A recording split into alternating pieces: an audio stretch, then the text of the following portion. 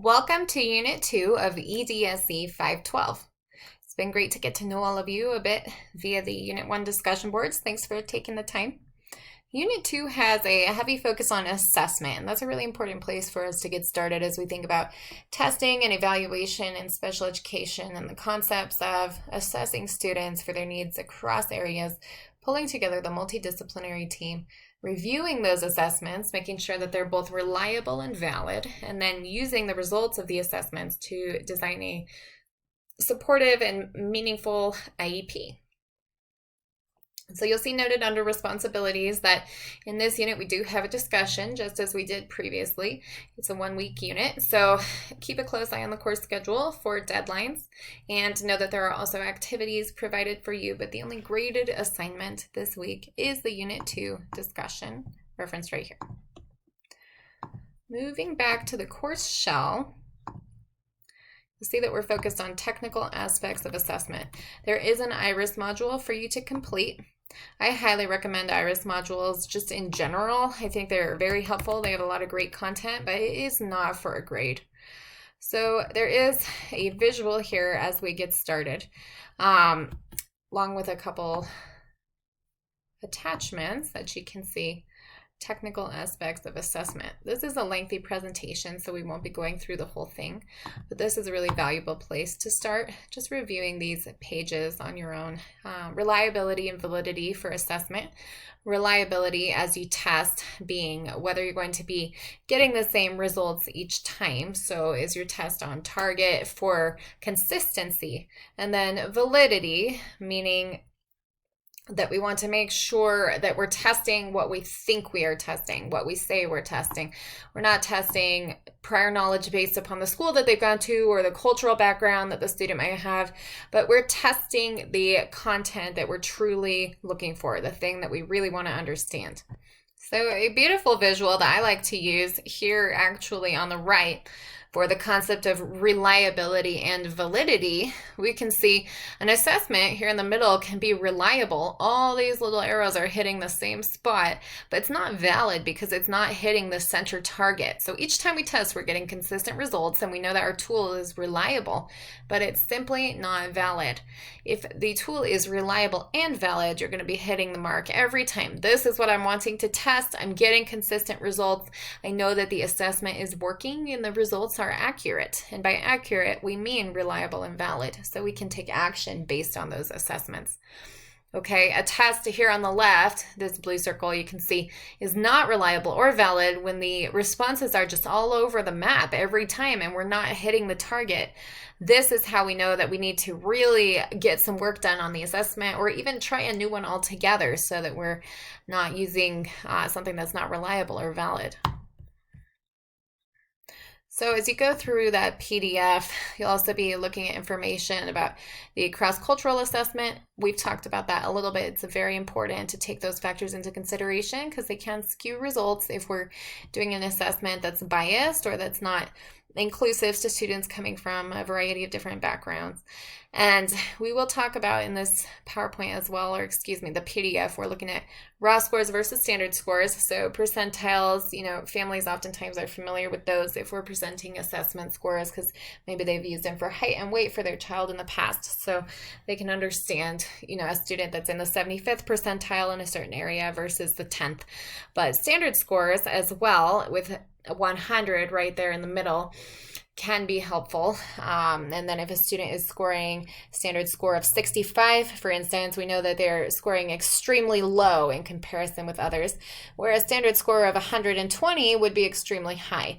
So these are valuable ways to explain assessments, but the key is to explain these to families as you present the results, because many people have not been trained in this, and we would probably not be trained in it if it weren't for our time in special education.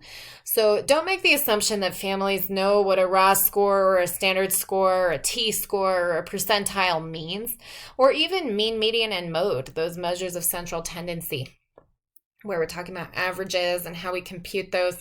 It's very important that we break these down in a sure way for families and in a way that's clear without making them feel awkward or criticized or looked down upon if they don't know what a standard score is, because I can guarantee we all had a time probably not too long ago where we didn't know what that was either. Nothing wrong with that. And this brings us back to our course shell. I'll encourage you to go through this entire PDF by yourself, but we've got information here about raw scores as well. So cute little chicken and egg here, but bottom line, raw score would be exactly what the test taker is scoring on the test. So if you've got 20 questions, they get 12 correct, then the raw score is 12. The problem with the raw score is that they're not going to be meaningful to somebody who's not very, very familiar with the assessment, and they're not going to apply across other areas. So we need to convert these typically, and we're going to be reporting out using a standard score or an age equivalent or a grade equivalent.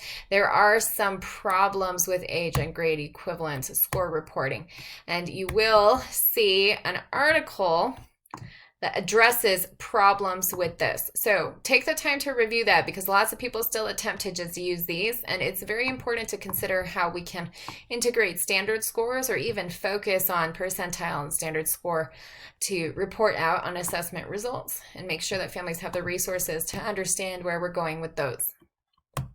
There are a lot of videos included in this unit. It's a little bit of a statistics class overview. So if you have gone through one of those courses before, you're probably going to be quite familiar with mean, median, and mode. Mean being the average, so that's adding up all the scores and then dividing by the number of scores. We've got median, which is when you list them all in order, which one falls to the middle, or the average of the middle too. And then mode, which is the score that arises the most often. Mode is the most often. So all of those measures are helpful. We know that the mean can be thrown off by outliers. So if you have several kids in the class that score much higher than the others, that can make the overall average look higher, and perhaps the median would be a more useful measure. So they all have their place. Mode can be used in particular with qualitative data. For instance, if you're going through determining political affiliation and you have students respond to that, just as a for instance, you're doing that, you can collect mode and say which one occurred the most frequently. So that's a place where that could be useful. Reliability and validity, we just talked through here a moment ago, but there is information about particular types of reliability and what can affect them. This is similar to the visual that I showed you a little bit earlier, and there's a video about this as well with a couple test scenarios to make sure that we're on track with these concepts. Scenario A, we can look at a new program that is testing math ability for students in elementary school. So they found that the students in the research group who took the test, 2 items had scores that were quite different the second time. That was 2 weeks later. What did we talk about with reliability? We want to see the same results to know that the assessment is reliable. So no, it's not reliable, right? That's what we need to know. Whereas a teacher selecting a test in scenario B to measure ability for letter identification, the test is proven consistent across children and even from one time to another for an individual child. So there's your reliability. But then it says it does not have any relation to other measures of letter recognition or how the teachers themselves would rate the abilities of the child. So as we see here in scenario B, it's not valid, and that's because of this final relation statement. And scenario A, this test is not reliable because they're getting different responses. Okay, so those are 2 examples for us with reliability and validity. And there are several more videos that you can watch regarding descriptive statistics, and that's a focus on the mean, median, and mode concepts, the idea of the normal curve. We'll see that kind of distribution often, particularly if we're talking about cognitive assessments, but those visuals are helpful across situations. I was at a school previously where the special education team provided a laminated copy visual of the normal the normal curve. We're looking at the score distributions just referenced here in the previous video. And that curve was then referenced throughout the meeting during an evaluation to explain the scores that the child was receiving and where the child fell within that normal curve. So in this, situation, it also could be helpful to do a digital normal curve example, but whether physical or digital, that visual was useful. So it's just something to look into.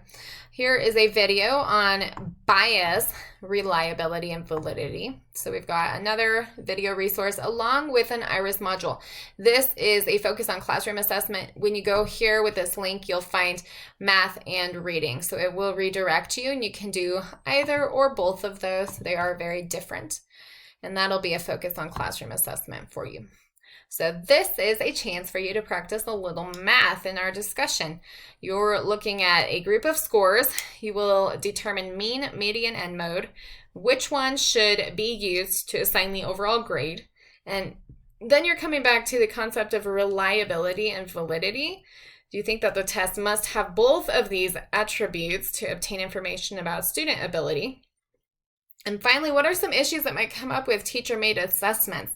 So, either as a teacher now or in the past or in the future, you're faced with situations where there's a progress monitoring probe that you have to do for a really specific goal, and maybe you don't have anything standardized that has been provided or is accessible to you in that moment, and you're thinking about creating your own assessment. What could be an issue here? And if you have any suggestions about how to prevent or control for those issues, please provide those as well.